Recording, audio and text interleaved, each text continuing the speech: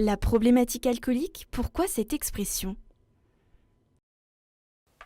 Dans notre pratique, le terme de problématique alcoolique a une signification ouverte.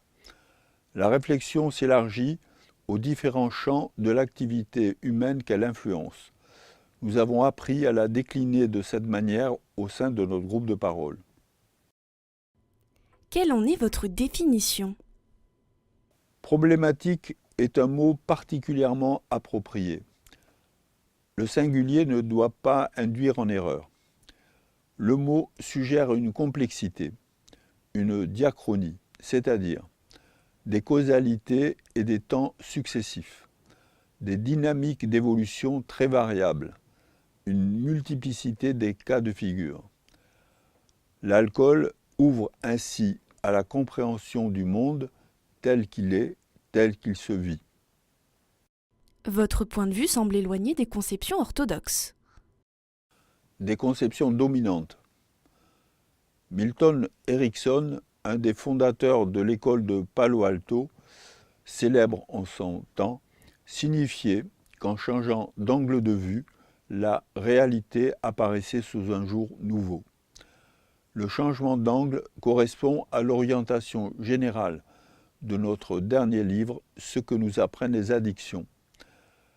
L'alcoolologie nous a appris la relativité.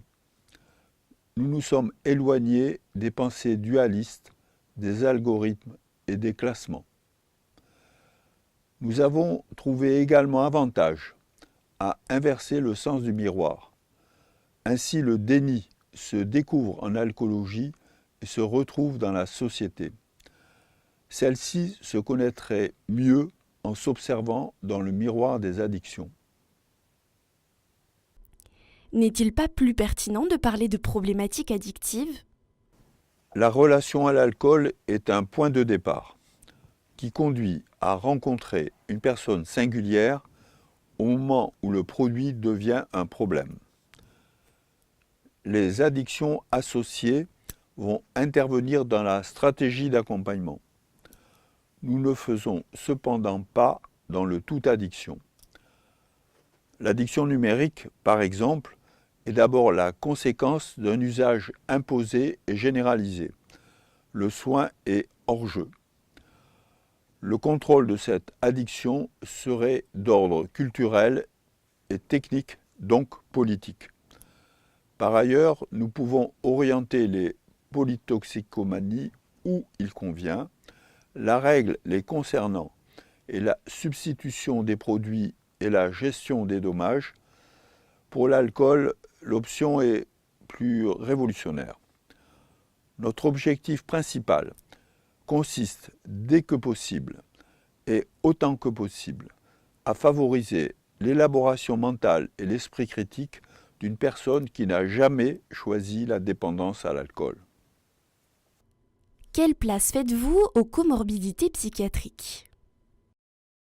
Notre accompagnement est d'abord conçu pour les personnes capables de s'investir face aux défis posés par l'addiction alcoolique. Elles doivent être accessibles pour le moins au bon sens. Le tri se fait de lui-même. Paradoxalement, les personnes disposant des ressources mentales ne bénéficient pas aujourd'hui d'une aide structurée adéquate. Les pathologies mentales avérées doivent disposer d'unités de soins appropriées. Ces comorbidités sont d'ailleurs en croissance régulière.